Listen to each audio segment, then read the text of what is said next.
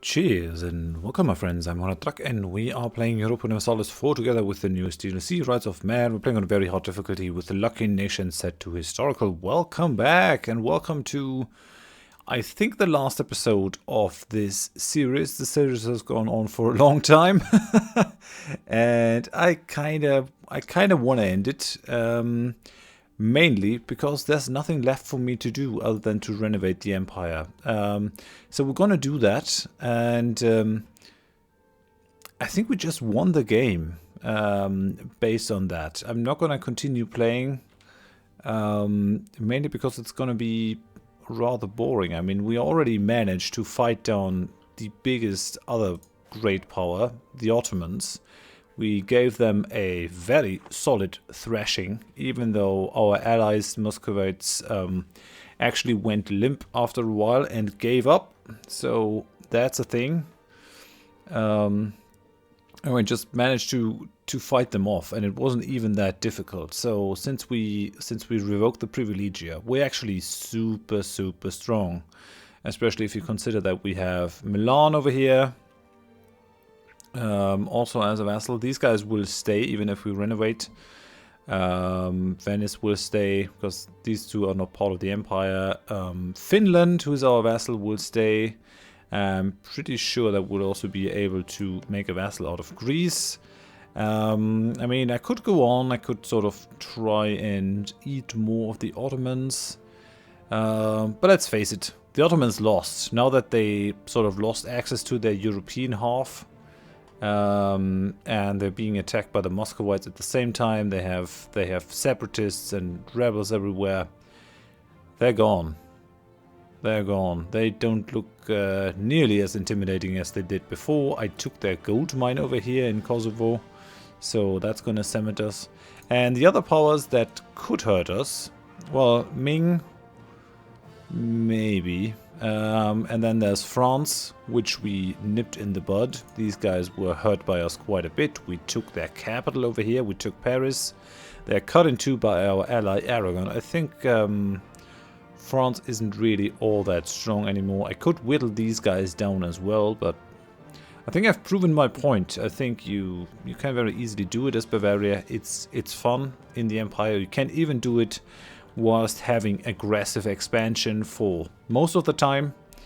And yeah, I'm not really sure where we would go from there. All the biggest countries either have been already beaten by us in the past, or are our allies, like England and Muscovy, Multan, I don't care about. And Poland is just, yeah, Poland is just a dead great power waiting to happen. I could fight these guys down no problem. So yeah, so all that's left is basically forming the empire and see what comes of it. I'm going to show you some of these statistics. So currently we have 3,000 development score over here. Our own development of 1,596 and half of our subjects development of 1,447. So we will go ahead and renovate this. Renovatio Imperii. We're going to do that, especially because at this point in time, we have a bunch of disloyal subjects. Styria is disloyal because they inherited Hungary. The Dutch are disloyal and the Teutons are disloyal. So that's not what we want at all. But if we do this, this will all go away. That whole problem will just vanish. So let's go for it. So, in the year of our Lord 1761, the most serene Augustus Theodore I von Wittelsbach, Romanorum Imperator, crowned by God, has again convened the estates of the Holy Roman Empire. The Diet has agreed to a motion to unite the disparate states of the empire into a nation-state and recrown the emperor as its hereditary ruler. I'm going to claim the crown. We're going to change the country to the Holy Roman Empire. We get Rome reborn until the 2nd January of 1821, which gives us plus 5% more tax and plus 1 yearly prestige. Okay. Due to reaching the government rank empire, we are now a cultural union of Germanic culture. All Germanic cultures are now accepted in our realm. That's kind of nifty. And we inherited all these claims and all these cores. So I guess that's how the technical side of it looks. We still have overextension. I guess one might want to do this. Core these places. No. I'll just let the month tick over. I'm also going to go and mark all these troops, and we're going to send them somewhere with a high development. Maybe, yeah, let's send them to Munich. Let's send them to the capital of the empire. We lost some casus belli. We lost the effect of Catholic Empire. Missionary strength, tolerance of the true faith, the legitimacy, and imperial authority growth modifier. The authority growth modifier I don't care about, but missionary strength and tolerance of the true faith and all that, that should stay. That's kind of odd that we were to lose that. Makes no sense. And yeah, the HRE thing down here, that's just gone. That button is gone. And now let's have a look at the at all the stats. Now, in terms of great powers, we are now the undisputed #1 great power in all the world. We are not #1 in score. Military and admin rank we are first, but Diplo rank I let ourselves drop down pretty far, so mainly because I guess we're lagging behind in tech for quite a while, which results in the 4th place of the score. But you get more and more score. The further the game goes, so that you can even swing a game even if you start getting on top very late. I think they mainly got that system in there for their own multiplayer clashes between the developers. That's something. Right, so we're at the top with 4,650 development. We didn't get all of our subjects, which is why that isn't higher. We still have subjects with 1,200 development, which is pretty interesting, but these guys should now be loyal. We don't have that many. We have Venice, Milan, and Finland, and then we have Dutch Mexico and Dutch Colombia, which is interesting. Tariff efficiency. Oh, these guys are actually sending us a fair bit of money, and these guys are gonna send us a treasure fleet from Dutch Mexico. We estimate it will bring us gold and silver worth 280 ducats. Holy crap. That's quite a bit of money still, even at this point in game. We're very far down the drain because our army maintenance is very high. Our army maintenance is through the roof, as is our fort maintenance. So would actually have to clear house quite a bit if you have a look into the empire. You can see that we have a crap ton of forts even where we don't need them, right? So for example over here, this area doesn't need all these forts. It just needs one fort to defend the most of the area, and you could sort of get rid of the others. So that is one of the downsides of the empire. I mean, we were controlling a good amount of it, so it's not quite as bad, but this area was filled with lots of smaller states that all needed these sorts of forts. So if we were to continue playing, you would definitely have to sort of sort all this out, remove the forts. I'm going to provide a link where you can download this save file if you want to play it. Just remember that I have installed all the DLCs, so you could try it without having all the DLCs. Maybe it'll work. I don't know. It's part of the base game. It might work. Just know this, but yeah, I'm gonna put the link in the description. Upload my save file so you can continue if you want to play this. If you want to play as the HRE, there's still, I think the game ends in 1821, so there's still 60 more years left that you could go. Let's have a look through our stats here. So we do have 819,000 men out of our 553. Pretty interesting. We're also above our naval force limit, which isn't quite that high, but you gotta keep in mind that we haven't really been going towards navy. We have no naval ideas that would improve our force limit.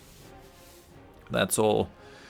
Yeah, that's all a thing. Let's mothball all the forts. That might be kind of useful, and let's bring that one down.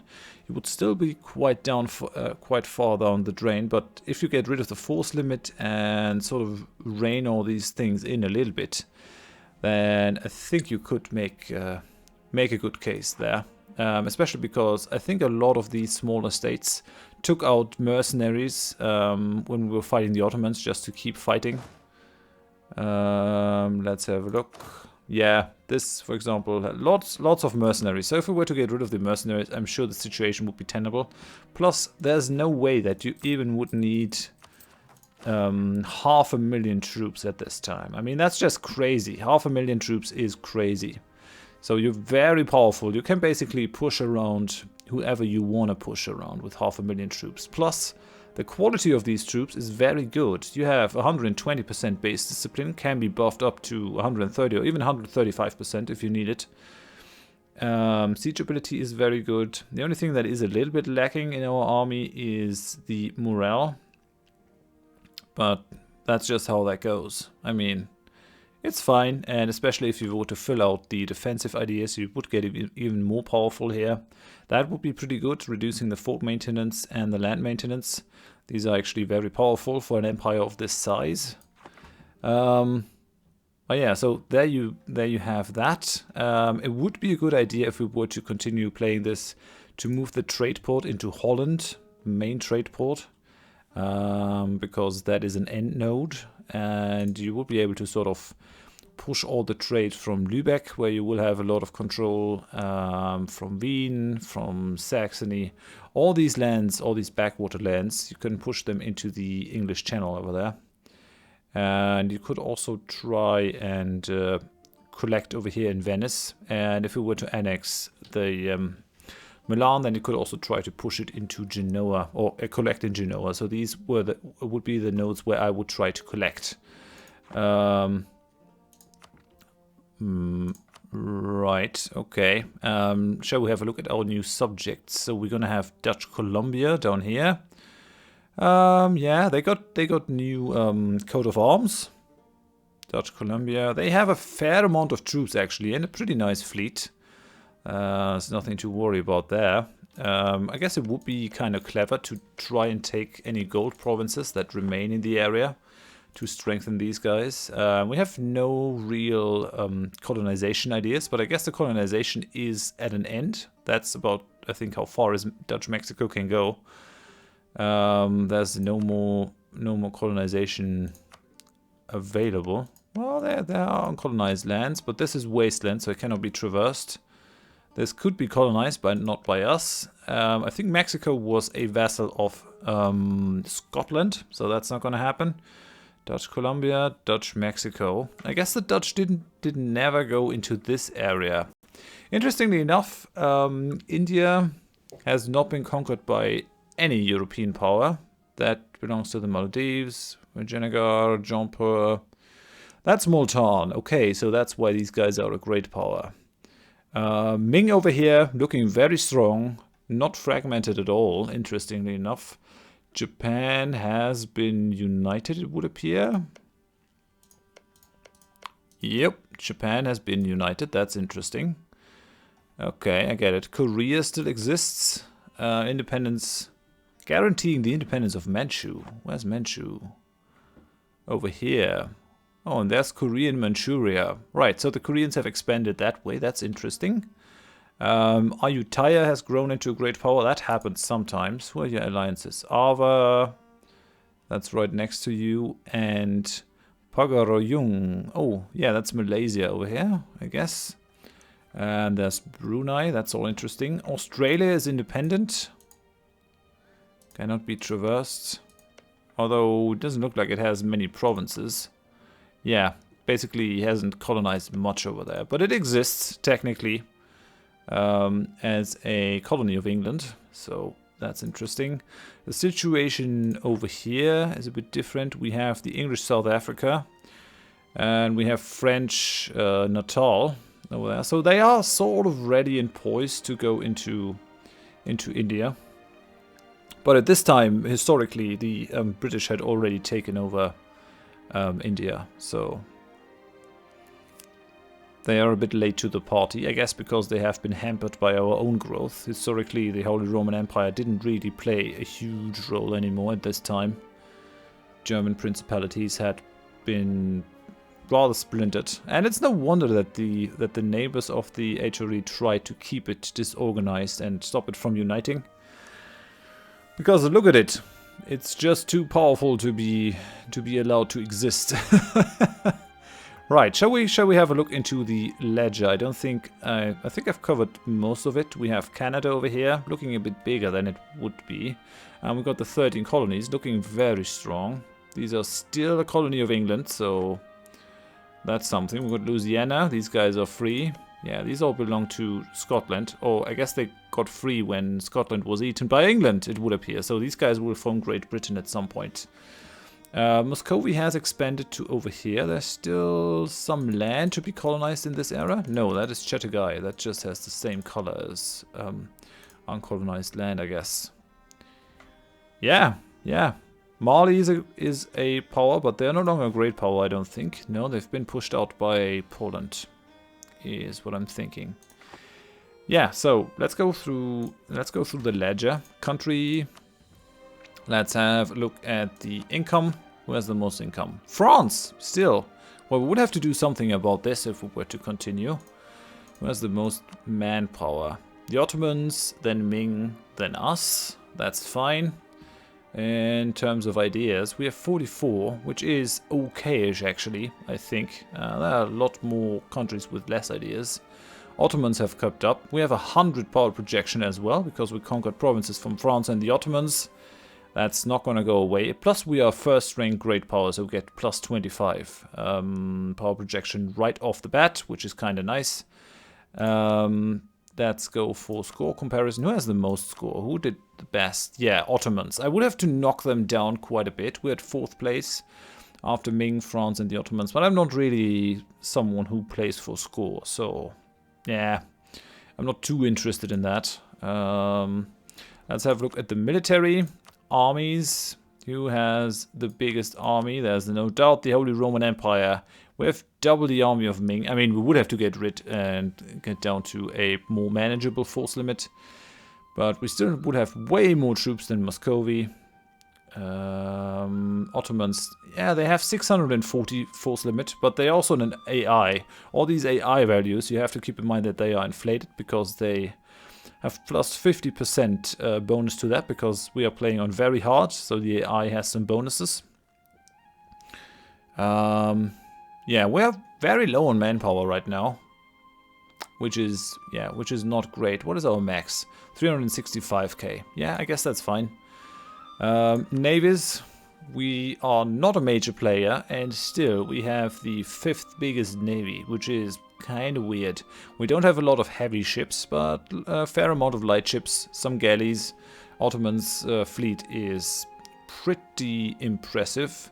England has managed to climb back to former strength. I mean, we helped the English get there by sort of fighting down the French over here, which helped them regain control over the island. A lot of these provinces defected to England, so that's something. And then, yeah, Canada is a naval power, Japan is a naval power, I guess. Dutch Mexico, one of our colonies, is in this ranking. That's pretty interesting. The Antilles are in there, that's the French colony. Army losses. Oh, total. Yeah, that's gonna be interesting. Who lost the most? Ottomans had 12.55 million people die. That's interesting. France lost 8 million, Muscovy 4.7, Jaunpur, Lithuania, there we are, 2.775 million. We lost, half of that by attrition. Yeah, you can see that the AI is gonna AI. Look, the Ottomans lost 8.5 million and France 5 million of their 8 million. So they're losing quite a bit more to attrition than we do. Yeah, Denmark, because they were pulled in all our wars, so that's not too surprising. Biggest power have the highest losses, I guess. Yeah, interesting. That is something that I haven't actually seen before. That national armies. No, yeah, we don't want that. We are not interested in that. Holy Roman Emperors. Shall we have a look back? So, we had Anne de Valois. No, that's previous. What? I would have liked to see a couple more. I mean, can't we go back in time to see them all? That's weird. Let's see. Yeah, right, like this. Okay, so we had 2 Habsburgian emperors, Friedrich III and Karl I Joseph. And from then on, we only had Bavarian emperors. Johann Theodor I, Ferdinand Maria I, Dorothea, Maximilian I Joseph, Ludwig Maria I, Ludwig, Anne, Karl I, Maximilian II, and Maximilian III Emmanuel, who had the great honor of uniting the empire, renovating it, creating a Rome reborn. Anything else that we want to have a look at? Economy, well, income comparison, I don't know if that's a thing. Taxation, yeah, we're getting the most out of taxation, but what we're doing really abysmal at is trade. We're not even on this page of the ledger.